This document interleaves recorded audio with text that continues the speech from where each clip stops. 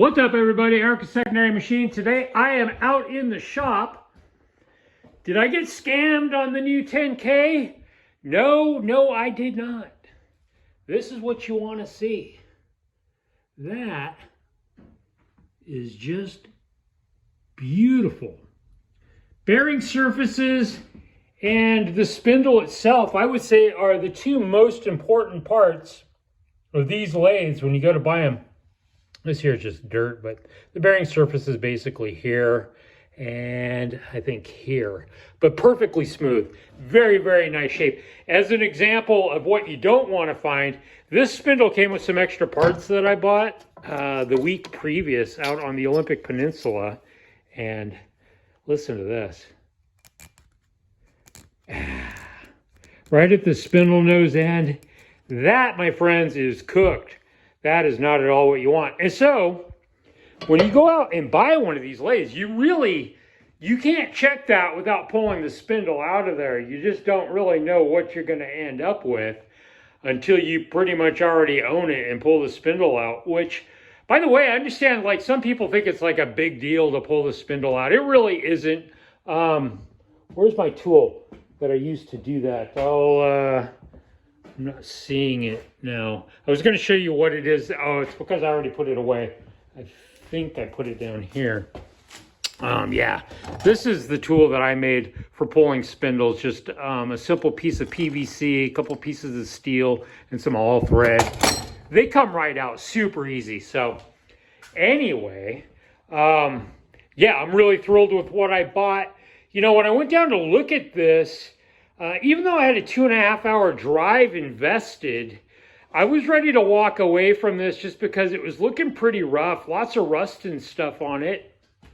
You can see, like, here's the bull gear that came out of it and the pulley and stuff. This stuff's looking pretty bad. I think, honestly, the only part of this that may not possibly, and actually this may actually come back, is this bearing here is pretty rough. I need to get some WD-40. Actually, I'll probably put this into some of the rust inhibitor stuff, the stuff that gets rid of rust, Vaporust is what I'm trying to think of, and see if I can't get that to come back. But the good news in having purchased this is that the week previously, when I went out to get this lathe, no, not this lathe, Chad's lathe, when I went out to get this one, I bought a bunch of extra parts, and included in that was this whole 9A headstock, which has everything on it that I need in just beautiful shape. So I am going to take parts off of this and put them on that.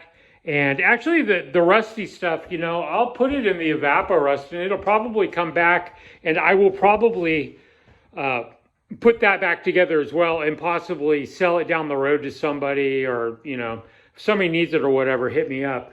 And the funny thing about buying all the extra stuff, so I had already bought that little baby lathe over there, this lathe, and some other miscellaneous parts for like 300 bucks. And at the last second, I decided to give him an additional $300, which included a couple boxes of stuff that basically I really didn't need. But the one thing, you know, I'm really glad I gave him the extra 300 bucks because this was in there. And at the time when I bought all that shit, like, I didn't have any idea what I was going to do with it. My hope was, you know, maybe I might find something, maybe I could start an eBay store, maybe sell some of this stuff off and come out okay on it. But honestly, the day after, I really had some buyer's remorse with all this extra stuff, because when I started going through it, really, this isn't the stuff that's worth money. Like, this is the apron somebody takes off and replaces with a better apron, you know, from like a Model A. This is from a C. Like, you know, the hand wheel's probably worth something, but, you know, the rest of it's probably, you know, maybe there's gears and stuff in there that's probably worth something, but that's not really what I'm into.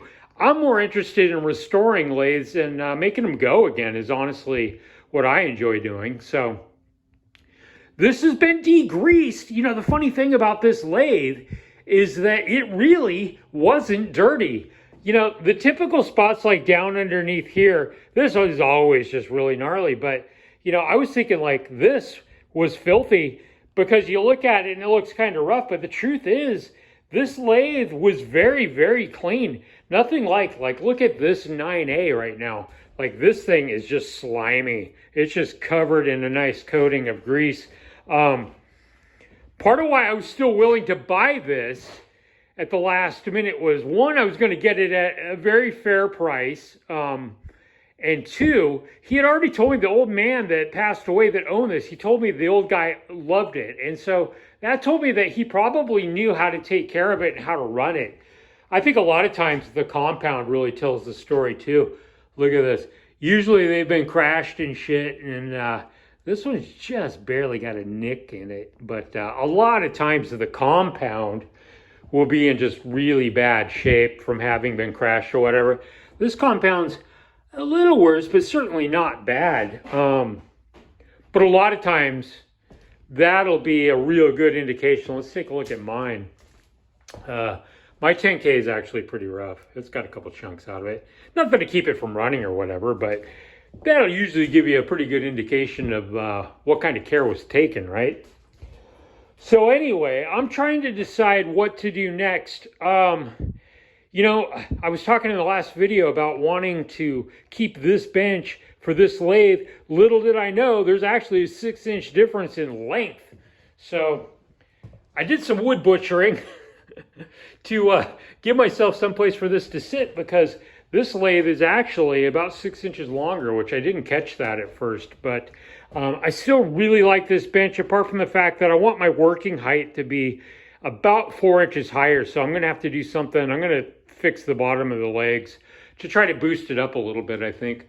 But I just feel like this is a nice bench, and it would pair nicely with this as being the better lathe. I really like the 10K model.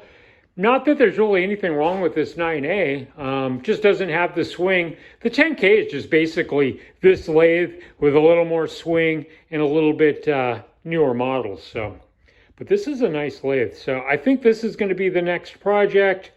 I picked up paint. Nobody wants to mix up custom colors in a quart of oil-based paint anymore.